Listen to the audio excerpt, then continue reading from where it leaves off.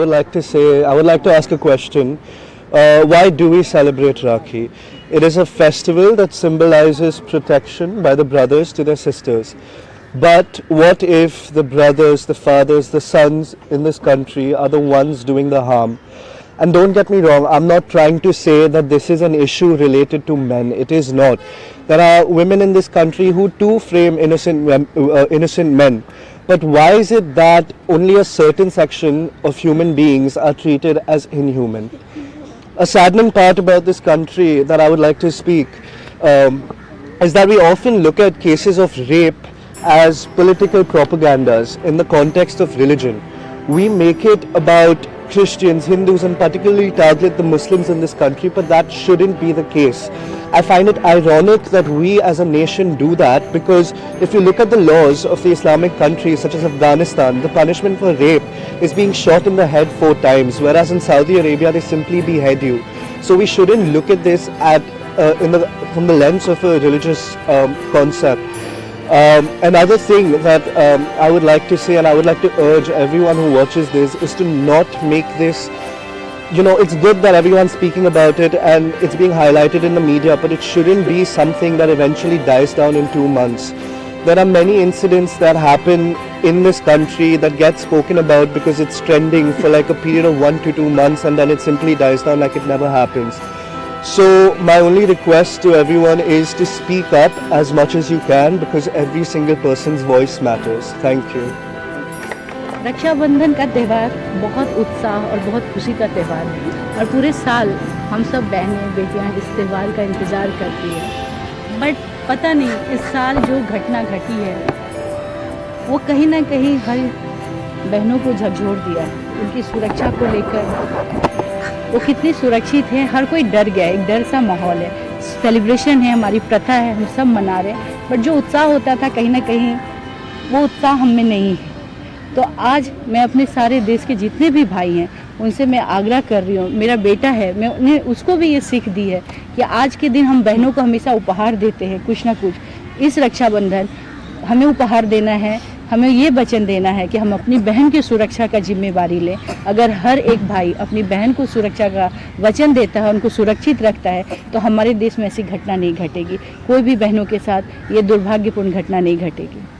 बिल्कुल, मैं तो उनको सबसे पहले तो मैं उनको इंसान ही नहीं मानती हूँ कि कोई भी इंसान ऐसी इस तरह के कर्म कर ही नहीं सकते, तो उनमें इंसानियत तो है ही नहीं। वो तो कोई हैवान है, कोई राक्षसी लोग ऐसे हैं। और आपने बोला माँ कोई भी माँ नहीं चाहेगी कि उसका बेटा जो है ऐसा दुष्कर्म करे, ये मैं माँ को जिम्मेवारी नहीं देती हूँ। कोई भी माँ होगी वो चाहेगी कि उसका बेटा इस तरह के कर्म नहीं करे, बट हाँ, ये उनकी सोच का अभी कमी कहाँ रह गया है कि ये घटना घट रही है। तो ये देश के गवर्नमेंट के, ये हमारे जो भी है कानून जो है उसे बदलने के समय है।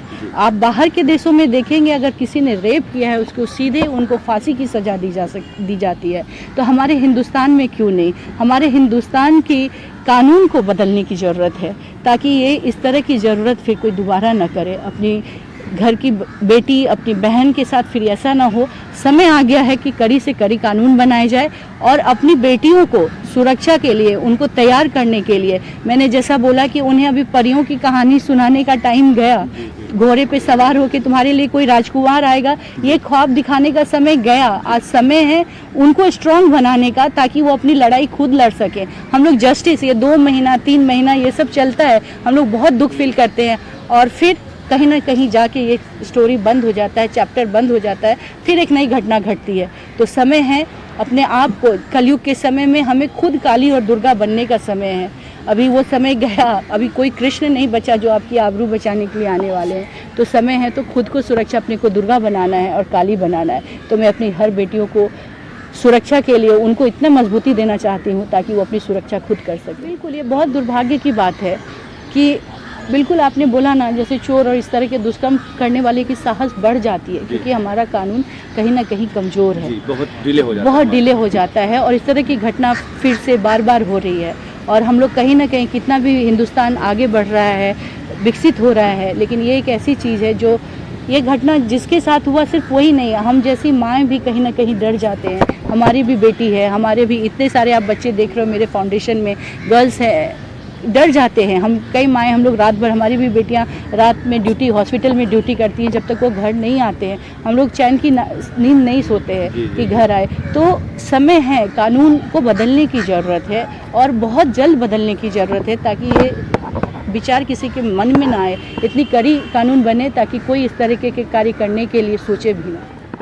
मेघाश्रेय फाउंडेशन के द्वारा सबसे पहले मैंने जब ये फाउंडेशन स्टार्ट किया था तो मैं एक सिंपल मोटिव से स्टार्ट की थी कि give back to the society. समाज के लिए मुझे कुछ करना है, बच्चों के लिए कुछ करना है, उनकी शिक्षा के लिए, उनके उत्थान के लिए मैंने सोचा। फिर वुमेन एम्पावरमेंट पे हम लोगों ने काम किया और अभी जो मेरा करंट हम लोग जो जिस पे सबसे ज़्यादा काम कर रहे हैं वो सर्विकल कैंसर फ्री इंडिया, जो भारत में दूसरा सबसे बड़ा कैंसर है, इसके ऊपर काम कर रहे हैं। बहुत सारे खेलों को मैं प्रोत्साहित कर रही हूँ, जैसे पिकल बॉल हो गया। इंडिया में कोई जानते नहीं थे, आज पिकल बॉल इतना बड़ा गेम बन गया है कि बाहर के देश के लोग इसमें इन्वेस्ट करने आ रहे हैं, इसको सपोर्ट करने आ रहे हैं। तो मुझे लगता है कि भारत में क्रिकेट एक नेशनल गेम की तरह हो गया है, एक रिलीजन है, बट बाकी ऐसे बहुत सारे स्पोर्ट्स हैं जिसको मौका मिलना चाहिए। और देश में बहुत सारे बच्चे हैं जो अलग अलग क्षेत्रों में अच्छा कर रहे हैं, उन सबको एक मौका मिलना चाहिए।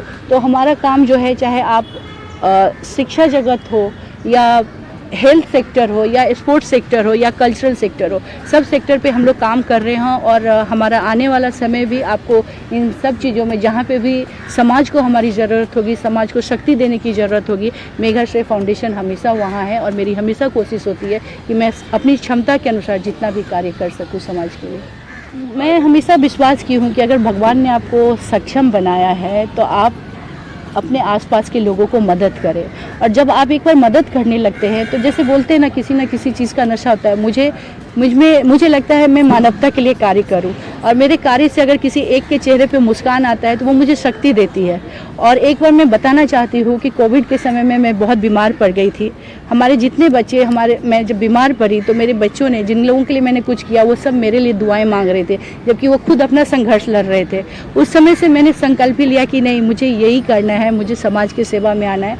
और मैं, अगर मेरी वजह से अगर किसी एक का भी ज़िंदगी सुधरता है तो वो मुझे शक्ति देता है, प्रेरणा देता है मुझे और अच्छा करने के लिए। मैं पटना से हूँ, बिहार से हूँ, और मेरा बचपन बिहार में गुजरा है, पटना में। शादी के बाद मैं बॉम्बे आई और भगवान का बहुत कृपा रहा। मैं बहुत ब्लेस फील करती हूँ कि मैं एक ऐसे सक्षम परिवार में आई जिन्होंने मुझे प्रोत्साहन दिया, मुझे शक्ति दिया अच्छे कार्य करने के लिए। तो मैं ऊपर वाले की बहुत शुक्रगुजार हूँ कि मुझे एक अच्छे फैमिली, जो मुझे अच्छे कार्य के लिए हमेशा सहयोग दिए और प्रोत्साहित। बिहार के ऐसा हम लोग, जैसा मैंने बोला कि हम लोग बहुत ब्लेस्ड हैं। बिहार में हमारे परिवार को बड़े सम्मान से जाना जाता है। जिस परिवार को मैं बिलोंग करती हूँ, वहाँ कोई भी पॉलिटिशियन हो, कोई भी क्षेत्र के लोग मेरे परिवार को जानते हैं। मैं हर जगह आपको, मैंने अपने परिवार का बैकग्राउंड नहीं बताती हूँ, मैं सीमा सिंह के नाम से मुझे जाने। और हाँ, आपने सही बोला कि मैं बिहार की बेटी हूँ, मैं कर रही हूँ, और उनको भी मालूम है, लोगों को मालूम है कि मैं इसमें काम कर रही हूँ, और आज ना कल तो मालूम चलेगा।